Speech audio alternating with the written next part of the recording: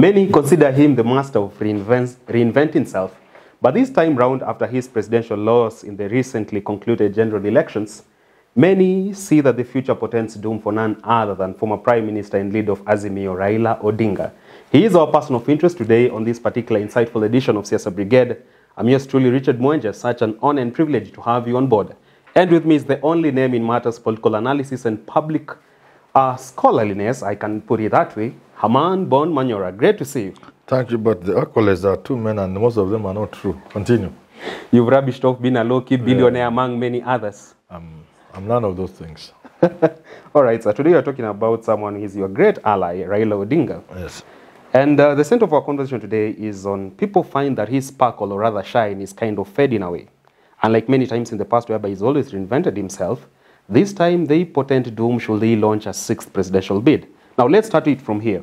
Recently we saw his daughter, Winnie Odinga, being nominated to East African Legislative Assembly. Do you look at it from a standpoint of he is trying as much as possible, now that he's about to go into retirement, to keep the family name alive and burning, and at least to have someone who will have much better success than his brother, Oburu Odinga? It depends on how you look at it. But these politicians always think about themselves and including their family. So there's nothing new. Uhuru has been giving his sisters and things. Kalonzo Musyoka sent his son.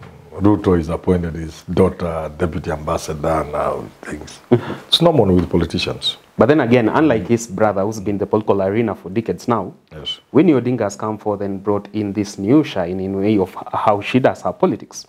Do you think Raila is trying to invest his unachieved dreams in Winnie Odinga? I think Winnie Raila's daughter is not a person you can put in a bottle like a genie and then she'll just sprout out of it. Yeah. She's a strong personality. She's restless. She has an idea of perhaps what is happening around and where this country ought to be. Just like Raila, the father, Jaramogi also didn't believe the kind of boy Raila was. So equally, Winnie has something in her. I see. Whether Raila mainstreamed her in politics or not, Winnie will always, even if Raila was not around, I doubt that Winnie can keep her in some room and lock her. She will break the door or the wall. She'll get out. But then again, history has always served as a good reference point and teacher. In every other presidential bid in the past that Raila has actually gone for, he has always had the company and collaboration of groundsmen from Luo Nyanza. This time round, we have seen many who are considered political rejects decamp to Kenya Kwanza. But initially, those were people who had say in endearing him to that particular seat, the likes of Owalo and all those Luo Nyanza politicians who have decamped to Kenya Kwanza. If he's looking at another presidential bid, without the support of such men in Luo Nyanza, the cracks are already there. Do you think that's just going to be more of a wild goose chase for him? Who are you mentioning? The people you are mentioning, what in Mbogagani? Who are those? Those are not people. Just months into Kenya Kwanza government, a number have decamped. So what will happen in the next 3 years? Those are not people, at least within the context of Luo politics, if you may call it that. There is nobody in that. Nani Sasa, mention a name. Owalo, who else? What do you call this man who was governor? Kidero, whatever. Kidero, Evans Kidero and Cheng, my friend. These are nobodies in Luo politics. The same way Mathira, member of parliament, former, now DP, was considered a nobody in Mount Kenya. Look at where he is today. Who considered him a nobody? In fact, Rigathi Gachagua was so abrasive. Really? Gachagua was not a nobody. Nobody. So you think Ruto has made Gachagua? Should be the other way around, most likely. Gachagua is not a pushover. He's crude in the way he does his things. And people think because he's crude and so that corresponds to his ability. That is a very serious politician. But then again, he's a go-getter. If you're looking at the setup of these two main political alliances, the Kenya Kwanza divide and the Azimio divide, in the recent times, Raila Odinga has always been propelled further by the wind beneath his wings, which oftentimes have been the young, vibrant politicians in his camp.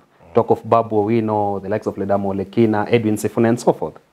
You look at Kenya Kwanza right now, actually a whole chunk of those young, vibrant politicians, Ndindi Nyoro and the likes, Murkomen, are in Ruto's camp. So this time round, you are facing probably a split in Azimio, Jubilee going the other divide. A number of men in Luo Nyanza have come to Kenya Kwanza. And now you're outnumbered in terms of these young, vibrant people who actually charge these crowds. Don't you think that portends much, much more damage? I'm looking for young people in this country to occupy the political space, to occupy space within the public sector. But I'm not seeing them. The ones you are mentioning are not young people. They are young only by age, not in thinking, not in outlook. You've always had so much confidence in Babu and Ledamo. Any of those people will collapse without the big boy. So, can Babu Owino stand on his own without Raila? Azimio is what it is because of Raila. Kenya Kwanza is what it is because of Ruto, not because of those young people there. Sifuna is Sifuna because of Raila? Nothing. Well, how could he stand on his own? I saw him criticizing, I think Raila or some other. I said, God, this. You know, you have to weigh yourself and see your power, your strength. Young people in this country do not have an agenda on their own. They operate under the wings of the big politicians. That's why they cannot break with the past and chart a new future for their country. Because the future belongs to young people. Yet they are doing nothing to convince us. So a politician who is young is either wash or just some useless young man trying his hand in politics. Of ambitious. Yeah, not ambitious. They don't have ambition. Just opportunists. Not wash people? and the right. They are useless, most of them. That's the voice of God and voice of the people. That is the truth of the matter. Have you ever seen an agenda driven by young people? You said okay. Waambia kina Ruto na kina Raila, nyinyi mmeharibu nchi hii. You spoiled this country. Now we are not with you on this. Where is Ndindi Nyoro? Because the future belongs to him more than Ruto and Raila. Where is Ndindi Nyoro to tell the president, I have supported you, I will continue to support you, but on this GMO, you want to destroy the future of this country and the future of my children. Where is the voice of young people to whom this country belongs, to whom the future of Kenya belongs? Where are they to caucus and tell the president and government on GMO, count us out? Because these are our children and their children you are targeting to finish. You people, munaenda. Because kina Ruto are not children. These are people's grandchildren. And they have spoiled this country. My generation has spoiled this country. I have not seen anything coming from young people to show that they understand my generation has destroyed this country. And therefore they need to have a different path, a different agenda, a departure. They just cheer Raila. They just cheer Ruto. So, to what extent are they young? Massaging their ego? Oh, so to what extent are they young? These are not young people. These are just useless fellows. Because young people will show they are young and that the future belongs to them. And that their fathers have destroyed this country. And they continue to destroy the future of this country, their own future. What are they doing to support? Instead, they want the support of the people who have spoiled this country for them to occupy political office. And in the process, they will have to sing the tune. Achebe described it so well in The Trouble with Nigeria. How young men went to collect kina Zikio who had retired, men who had retired from wakaenda kuwachukua, to mainstream them in politics so that they can ride on them to get also into some space. Don't talk about young people in this. There are no young people. I see. Just like there are no women. When you put women in parliament, they just go and become tea girls. You never see them saying, on this one, Mr. Ruto will not support you. Raila has appointed a deputy president who is a woman, is the closest women can get to having power. A departure. The way I had Beth Mugo. In 2002, he told the Kenyattas, we are a family. But on this one, I support Kibaki. We now have Linet Toto. I support who? Kibaki. That is Beth Mugo. Why didn't the women in Kenya Kwanza tell Ruto on this one? Because of Mother Karua, we are so I don't see these special groups living up to expectation, whether they are women. I've never seen women pushing something. You can say these women understand history is beckoning. If you are a woman member of parliament, if you are a woman governor today, history is recording what you are doing. They don't seem to know that. So young people, what young people are you talking about? All right, well noted, sir. These noisemakers. In the name of being aggressive. Which aggressive? They're just noisemakers. Both Cholet. Forget about them. They just jump up and down. They are not serious people. Not voices to reckon. But then again, among the many dynamics in politics is now the art of creating own masterpiece. Raila Odinga over the years, the many decades he's been in politics, has always carved the niche of being so big on radical surgery in matters democracy and championing for rights, calling out the foreign countries and partners without actually taking prisoners for that case. He is trying to move away from that particular element in himself. Is it that his advisors are getting it wrong? Because this is something that really endeared Raila to many people, whether Luos or Kikuyus, but he's now fading away from it. Should he get it back on board? You know, you ask whether Raila is finished, and I wanted to tell you that Raila is a master of dealing with situations as they come. And people wrote him off when he lost in 2013, even 2007. But yes, I will be hesitant to write off Raila. But age is catching up with him. Of course, Raila is still a young man. Raila is still a young man. He can do another 2 terms. He can run in 2027, 2032. He's a young boy. And examples in history abound. Not one, not two. You know, Kenyans don't even care to check. Including the average age of the captains of industry in America. What is the average? 80-year-old in America is a very young boy in the industry, leading a company whose network advertising budget can run 10 African countries for 5 years. What are you talking about?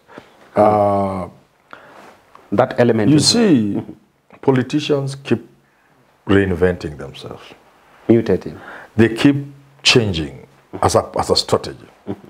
You are right, Raila was very radical. The Raila of the trenches.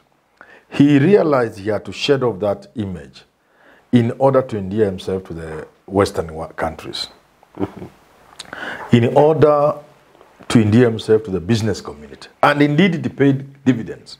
So that at some point, he was actually supported by Western countries and the business community in this country until last election. But again, you are right in your observation that it had the undesirable effect of alienating Raila from the people. The Raila people began to fade. Raila the fighter, Raila the person you could rely on to face government head on. Roaring thunder. Yeah, so the rolling thunder. That's the Raila the voters were used to. So he's been trying very hard that despite losing that part of him, he's nevertheless still able to attract sufficient numbers. So it's a balancing act. It's not been easy for him. He's tried. In my own thinking, Raila ought to have realized, and I've written about this and I think I've talked about it, Raila ought to have realized that other Raila is what Kenyans wanted. You get it? And finally, if it is true the Americans supported Ruto, then everything he did was a waste of time. If indeed it is true that the Mount Kenya people and the billionaire class in this country at the last moment abandoned him, then his attempt to please these people was a waste of time. And that tells me, as we wind up, because I can see we are winding up, and I've said about it, people should be concerned about a Raila who realizes that path has not been the right path and that he can go back to his traditional path. He can harass a lot of people in this country. All right, well noted. That point by Herman Manyora takes us to the wrap of this conversation today on Siasa Brigade, touching on matters to do with the political future of Raila Odinga, the former Prime Minister and leader of Azimio La Umoja One Kenya coalition. Now here's a reminder, we are Nairobi Review production company, and I know most of you are having end-year corporate events. Why don't you contract us? We give you the best offers in matters covering your events. whatever events you need. If you need a panelist moderator, you'll have Herman Manyora there and a number of hosts in there. All you have to do is reach out to us. Our contacts are there on our YouTube page. You can email us in there and give us business. Trust me, you can always afford our red card. Until next time on Siasa Brigade, my name is Richard Mwenje. Always a pleasure.